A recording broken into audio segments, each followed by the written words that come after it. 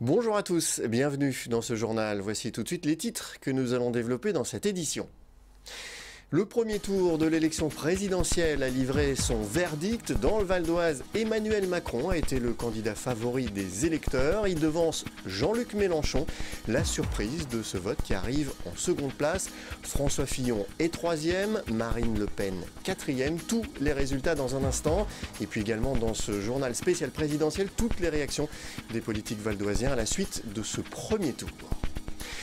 Comment les Valdoisiens ont-ils voté à la présidentielle? Emmanuel Macron s'impose essentiellement dans les grandes villes, alors que Jean-Luc Mélenchon, second dans le département, vire en tête dans de nombreux fiefs socialistes. Quant à Marine Le Pen, elle fait le plein de voix dans le Vexin et François Fillon résiste dans certaines villes de droite. Un point sur la carte du vote des Valdoisiens dans ce reportage. La participation a été en légère hausse dans le Val d'Oise par rapport à la présidentielle de 2012. 77,06% des électeurs valdoisiens se sont déplacés contre 76,97% il y a 5 ans. Comme dans le reste de la France, c'est Emmanuel Macron qui arrive en tête dans le département avec 25,31% des voix. C'est presque 1,5 point de plus qu'au niveau national. Mais la surprise vient de la deuxième place dans le Val d'Oise, occupée par Jean-Luc Mélenchon, avec 23,97%, c'est 4 points de plus que dans le reste de la France. François Fillon arrive en troisième place avec 18,44% et Marine Le Pen, pourtant qualifiée pour le second tour, ne se place qu'en quatrième position avec 17,19% des voix. C'est 4% de moins qu'au niveau national. Vient ensuite Benoît Hamon et Nicolas Dupont-Aignan. Emmanuel Macron a su convaincre dans de nombreuses grandes villes du Val d'Oise, où il arrive souvent bien placé lorsqu'il ne s'impose pas, comme à Aubonne, Hermont, Saint-Leu-la-Forêt, Sannois, Deuil-la-Barre, Saint-Gratien, Herblay, Éragny, Pontoise ou encore Franconville. Le candidat s'offre même Taverny et Daumont, fief de Florence Portelli et Jérôme Chartier, porte-parole de François Fillon. Jean-Luc Mélenchon s'adjuge plusieurs communes, à l'instar de Montmagny, Jouy-le-Moutier, Saint-Ouen-l'Aumône ou encore Montigny-les-Cormeilles. Il brille à Bezons, ville communiste où il arrive en tête, mais également à Cergy. Dans l'est du département, le candidat s'impose dans plusieurs grands fiefs du PS, à Gonesse, Villiers-le-Bel, Sarcelles ou Goussainville. Ultime tour de force, le candidat s'impose à Argenteuil, la plus grande ville du Val d'Oise, où il est crédité de 33,89% des voix. François Fillon fait de la résistance parmi les communes qui ont majoritairement plébiscité l'ancien Premier ministre, Saint-Vits, Enghien-les-Bains, L'Isle-Adam, Montlignon ou Montmorency. Marine Le Pen caracole en tête dans les villages du Vexin, elle dépasse même les 30% à La Chapelle-en-Vexin, Bray-Élu, Épinay-Champlâtreux, Mareuil en France, à Vauderland, commune de 70 habitants, elle s'adjuge même 55,32% des suffrages, très loin devant Emmanuel Macron. Pour le second tour de la présidentielle, rendez-vous le dimanche 7 mai 2017. En tête au niveau national, Emmanuel Macron garde sa place de numéro 1 dans le département et creuse même l'écart avec ses adversaires. Une belle surprise pour l'équipe départementale du candidat, désormais tournée vers le deuxième tour. L'objectif, susciter un véritable mouvement d'adhésion pour ne pas seulement être un rempart au Front National, comme nous l'explique l'une des référentes du mouvement En Marche dans le département, Victoire Malky. On est vraiment surpris, mais agréablement surpris, effectivement, sur certains fiefs qui étaient normalement de droite. Et bien là, je crois qu'on a accompli quelque chose d'absolument incroyable. Nos équipes ont été très présentes sur le terrain pendant des mois et des semaines. Elles ont vraiment accompli un travail de fourmi en expliquant le programme et les objectifs d'Emmanuel Macron. Et je crois que doucement et progressivement, eh bien, la synergie a pris et les Valdoisiens nous ont fait confiance. Et voilà, ça s'est révélé hier dans les urnes. On ne veut pas un vote par dépit, on veut vraiment un vote d'acquisition. On veut vraiment que les gens soient certains de leur choix et on ne veut pas de vote, voilà, cette espèce d'élan républicain dont on se vante depuis quelques années. On aurait trop peur qu'il s'essouffle parce qu'aujourd'hui on a des gens qui sont anti-Europe, anti-finance et qui pourraient avoir une réaction comme ça un petit peu à chaud en se disant bien non, on ne veut pas d'Emmanuel Macron, non, non, on veut continuer, on va reprendre notre bâton de pèlerin et on va continuer à expliquer aux gens notre programme en profondeur et essayer vraiment de les ramener à notre cause. L'autre surprise des résultats de ce premier tour dans le Val d'Oise, c'est bien sûr la percée de Jean-Luc Mélenchon. Le candidat de la France insoumise parvient à se hisser à la deuxième place devant Marine Le Pen dans le département.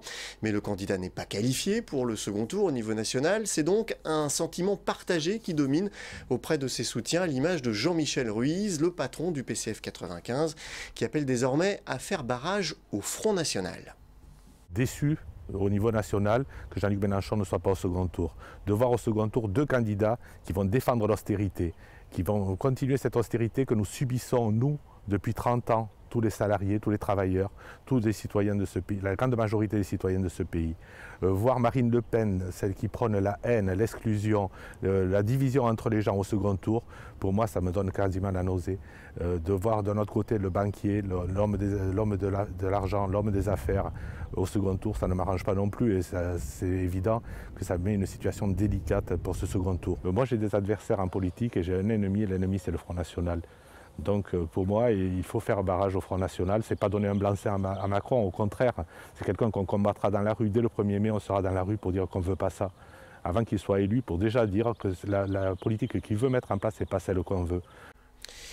Dans le camp Fillon, c'est bien sûr la déception d'avoir manqué l'alternance politique que proposait l'ancien Premier ministre. Florence Portelli, porte-parole de François Fillon, appelle à voter pour Emmanuel Macron au deuxième tour.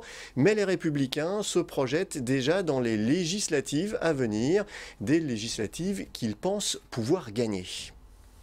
On a loupé le coche de l'alternance pour des raisons diverses, mais qui ne sont en tous les cas pas liées aux idées de la droite et du centre. Donc c'est vrai que c'est difficile d'être sorti du jeu dans une élection pour des questions qui sont extérieures à celles des idées. Donc c'est une énorme déception par rapport à cela. Après, à titre individuel, j'ai dit dès hier que j'appelais à voter, enfin que moi personnellement je voterais pour Emmanuel Macron, parce que le Front National a des valeurs qui ne sont pas les miennes. Ce désir d'alternance n'est pas mort. Il ne peut pas être porté par un individu qui est l'avatar de François Hollande, qui en même temps a joué sur je suis d'accord avec tout le monde et je suis contre tout le monde. Donc il y a un moment, il va falloir qu'il y ait une majorité, cet homme-là. Cette majorité, il ne risque pas de la trouver avec des personnalités qui vont de Robert Hue à Alain Madelin. Donc il va falloir qu'il la trouve avec des personnes qui avaient un programme clair et qui n'avaient pas de fracture idéologique sérieuse. Donc je crois qu'à ce titre-là, la droite et le centre ont un atout indéniable et j'ai encore espoir, un espoir très sérieux de victoire pour les législatives.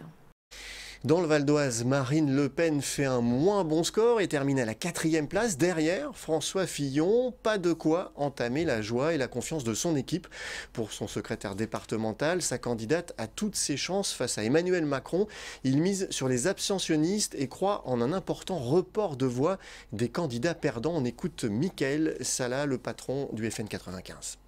Notre objectif était d'être qualifié pour le deuxième tour, nous le sommes, et nous le sommes avec un score qui est en réalité historique parce que si on regarde, nous avions face à nous l'intégralité du système, que ce soit la classe politique existante ou les médias qui étaient entièrement coalisés contre nous. Et malgré ça, on fait un score qui est tout à fait historique pour la famille patriote et surtout, on est en finale et on va la gagner cette finale. Faisons un calcul, 20% des électeurs se sont portés pour Fillon. Admettons que seulement 10 se reportent sur Marine Le Pen. 5% des électeurs de Dupont-Aignan des électeurs se sont portés sur la candidature de Nicolas Dupont-Aignan, en admettant que 4 de ces 5-là se portent sur Marine Le Pen. Ça fait déjà 14. En admettant que sur les 20% qui se sont portés sur la candidature de Jean-Luc Mélenchon, allez, ne serait-ce que 5 se portent sur Marine Le Pen. Ça fait, alors qu'on nous donne à 36, ça fait 54. Donc nous allons gagner cette élection pour des raisons arithmétiques, mais surtout pour des raisons de conviction. Pour les socialistes du Val d'Oise, c'est la douche froide. Benoît Hamon n'arrive qu'en 5e position avec 6,84% des voix dans le département. Mais pour Rachid Temal, la mobilisation doit rester intacte pour le second tour avec un objectif, faire barrage à l'extrême droite. Le PS 95 fera même campagne sur le terrain pour appeler à voter Emmanuel Macron. On écoute le patron du PS 95.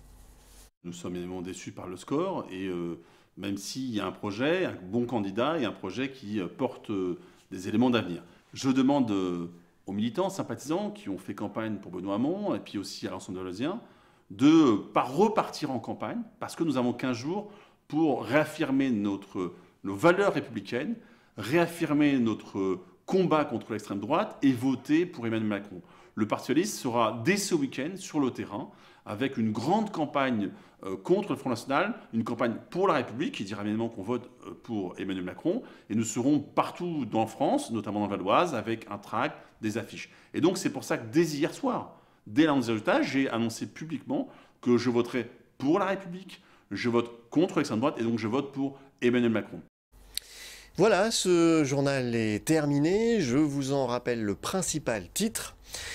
Le premier tour de l'élection présidentielle a livré son verdict. Dans le Val d'Oise, Emmanuel Macron a été le candidat favori des électeurs en recueillant 25,31% des suffrages. Il devance Jean-Luc Mélenchon. La surprise de ce vote qui arrive donc en seconde place dans le Val d'Oise. François Fillon est 3e et Marine Le Pen 4e. Merci d'avoir suivi ce journal. N'oubliez pas que l'info continue sur notre site internet vieuxnews.fr. À demain.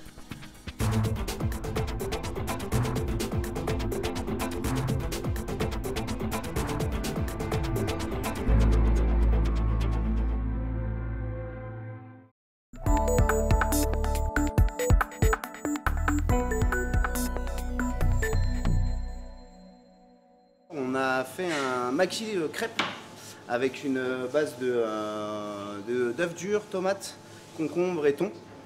En plat, vous avez un rognon de veau déglacé au Porto avec une chantilly au Porto. Et en dessert, on est sur un dôme de meringue et glace abricot. Pour Sergio, travailler dans cette grande cuisine est un bonheur. Avec son frère Damiano, ils viennent de réaliser un rêve. Reprendre l'Hôtellerie du Nord, l'ancien restaurant gastronomique d'Auvers-sur-Oise. Depuis 1998, c'est le maître cuisinier Joël Boileau qui tenait les rênes de cet établissement d'exception.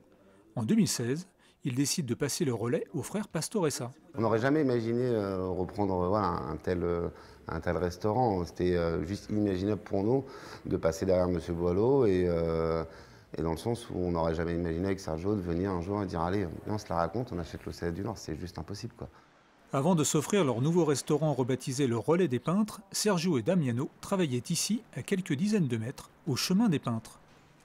En 4 ans, ils vont transformer ce petit resto salon de thé de quelques dizaines de couverts en un lieu incontournable de la ville et de ses environs. On a commencé ici et c'est de là que l'aventure des peintres, la connaissance de notre cuisine, notre façon de faire a amplifié en 4 ans.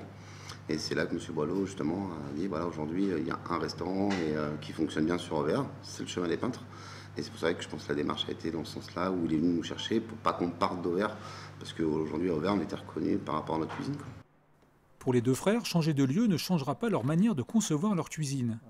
Ils mélangent les styles et les saveurs, le traditionnel et la cuisine moléculaire, et laissent libre cours à leur imagination et à celle de leurs équipes. Partisans du consommé bon et local, ils privilégient les producteurs locaux.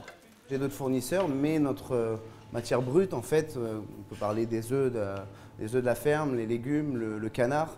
On travaille aussi avec la boucherie d'Auvers, on fait travailler les commerçants aussi d'Auvers, le boulanger.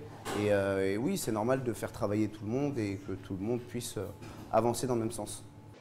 Les deux frères ne comptent pas s'arrêter là et fourmillent d'idées. Ils veulent faire de leur restaurant bistronomique un endroit unique. Ils prévoient d'accueillir à l'étage des groupes de touristes étrangers, de faire une guinguette, des brunchs et un chariot à café. De quoi largement les occuper pendant quelques années.